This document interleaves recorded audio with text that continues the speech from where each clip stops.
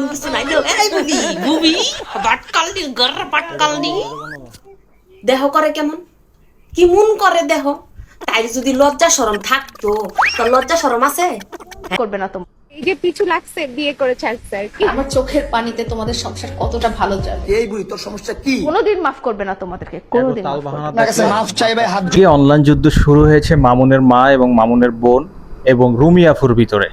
অন্যদিকে কিছু পাবলিক বলতেছে মামুনের বউ কেন দেখাচ্ছে না, নতুন বিয়ে করলো মামুনের বউয়ের ব্যাক সাইড দেখাইতেছে, ফ্রন্ট সাইড কেন দেখাইতেছে না ম্যাডাম? সেই জন্য মামুনের কোনো স্মৃতি রাখবে না, সব স্মৃতি সিরিয়া মেরে শেষ করে দেবে।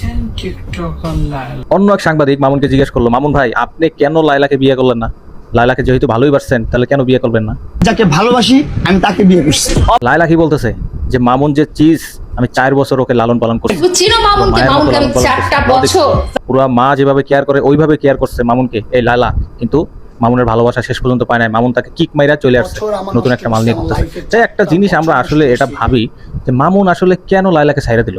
4টা বছর লাইলারা নিয়ে খেলছে, তারপর কি আর ভালো লাগে বলেন?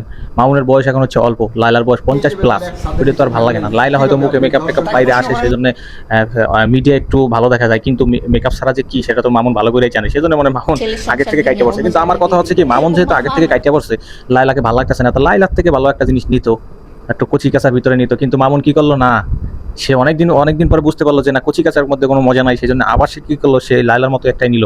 তা লাইলার খবর সে এইটা যে আমারে বাদ দিলি, তাহলে তুই আমার মতো একটা নিলি, আমার থেকে খারাপ নিলি কি লিগা?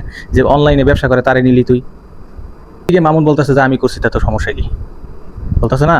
এদিকে মামুন বলতেছে আমি করছি তা তোমার সমস্যা কি? লাইলা আবার কেন্দে বলতেছে কি যে আমার সংসার নষ্ট করছে মামুনের মা, নিজের সংসার বানাইছো কেন করলো? তোমার কি মনে হয় তুমি সুখী হতে এদিকে লাইলা আবার বলতেছে যে আমার সংসার নষ্ট করছে, তাহলে মামুন কখনোই ভালো থাকতে পারবে না, মামুনের মা কখনোই ভালো থাকতে পারবে না। তাহলে আমরা বলতেছি তুমি যে একজনের সংসার নষ্ট করে আইছিলা, তাহলে তুমি ভালো থাকবা কেমনে?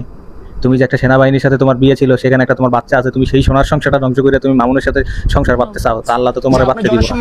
আল্লাহর মার দুনিয়ার ভাই, কিছু জিনিসের বিচার দুনিয়া বইয়ে হয়। লালা আপু এরপরেও যদি মামুনকে কাম হইতো না। মাফ না করা হয় তাহলে আমি বলবো দোষ এই মামুনের।